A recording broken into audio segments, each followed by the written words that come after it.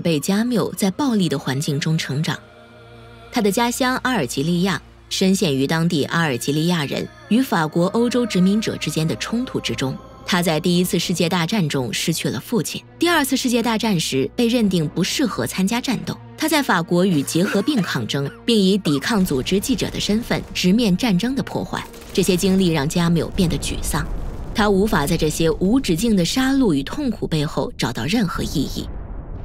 他问道：如果这个世界毫无意义，那么我们个体的生命还有价值吗？许多与加缪同时代的人都在存在主义这一新的哲学领域的旗号下探索着类似的问题。存在主义者认为，人生之初犹如一块白板，在这个混乱的世界里，每个人都有责任为自己的生活创造意义。但是加缪不认同这一思想学派，他认为所有人都天生具有一个共同的人类本性，这一本性将人们团结起来，向共同的目标前进。目标之一就是，即使世界残酷无常，也要去寻找意义。在加缪看来，人类对意义的渴望与宇宙无声的冷漠，犹如拼图中无法兼容的两块，并且认为将它们拼在一起的尝试，从根本上讲是荒谬的。这个紧张关系成了加缪荒诞哲学的核心。他主张生命原本就是徒劳的。探索如何无意义的生活是加缪早期作品的引导性问题，他将其称为荒诞系列。这个系列里的明星也是加缪出版的第一部小说，给出了一个非常惨淡的回应。局外人围绕莫梭展开，他是一个情感疏离的年轻人，不赋予任何事物太多的意义。他在母亲的葬礼上没有哭，他支持邻居去羞辱一位妇女，他甚至犯下一起暴力罪行。但是莫梭都没有感到懊悔，对他而言，这个世界毫无意义，道德判断在此没有立足之地。这一态度让莫梭与他所处的有序社会之间产生了敌意，并且让他越来越疏离社会，直至小说进入爆炸性高潮。与他笔下遭人摒弃的主人公不同，加缪因其真诚的哲学而受到赞扬。局外人使加缪一夜成名，他继续进行创作，他的作品探索了生命在荒谬之中的价值，其中多部作品都围绕着同一个哲学问题：如果生命真的毫无意义，那么自杀是否是唯一的理性回应？加缪的回答是一个决然的不。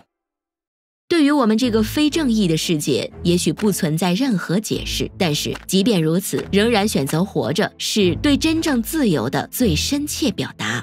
加缪在他最著名的一篇短文中对此做了解释。短文以希腊神话西西弗斯为中心。西西弗斯是一位国王，他欺骗了神，因而被判处将永无止境地将巨石滚上山顶。惩罚的残酷之处在于，怎么做都是徒劳的。但是加缪主张，整个人类都处在同样的境遇之中。只有当我们接受了生命的无意义之后，我们才能昂首面对荒谬。如加缪所说，当国王选择重新开始他那无止境的任务时，人们必须想象西西弗斯是幸福的。加缪的同时代人并不太接受徒劳的命运，许多存在主义者倡导用暴力革命来推翻现有制度，他们认为这些制度剥夺了人民的行动力和目的性。加缪以他第二套作品对此做了回应，反抗系列。在反抗者中，他将反抗作为一种创造性而非破坏性的行动来探讨。加缪坚信，颠倒权力的内在动力只会导致无休止的暴力循环。与之相反，要避免无谓的杀戮，要做的是让公众理解大家共用的人类天性。讽刺的是，正是这个相对和平的思想系列，引起了他与多位同行作家和哲学家之间的不和。尽管存在着争议，加缪依然开始着手创作他迄今最长、最为私人化的小说。他的自传名为《第一个人》。这部小说的本意是开启一个满怀希望的新方向——爱爱情系列。但是1960年，加缪突然在一起车祸中丧生。这一事件只能被形容为毫无意义、荒谬无稽。虽然世界将永远无法看到他的爱情系列，但是他的反抗与荒谬系列迄今仍在读者中产生着共鸣。他关于荒谬的概念已经成为世界文学、20世纪哲学，甚至是大众文化的一部分。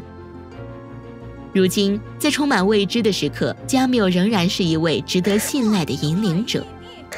他的思想以抗争的姿态，为这个无意义的世界灌注了灵感，而非挫败。